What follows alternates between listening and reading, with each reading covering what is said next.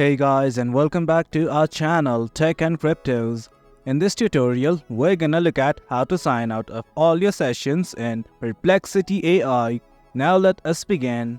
As you can see, I have already logged into my account. In case you have not do it right now, it's quite easy. If you don't know how to, well, worry not. We have created a video regarding that as well. Now let's simply look at how to sign out of all our sessions in Perplexity AI.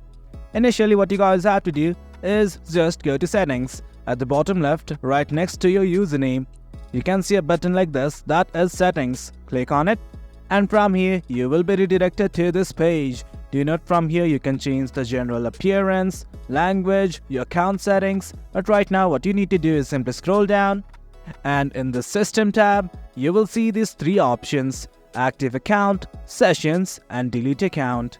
Right now what we're gonna focus on is this settings option, and right next to it you can see something called as sign out of all your sessions. Click on it and just give your confirmation. That way you can sign out of all your sessions in Perplexity AI. That is it guys, that's the gist of it. Hope you guys found this video informative, and for more content like this do remember to hit like, share and subscribe. Your support fuels us. Until next time, thank you.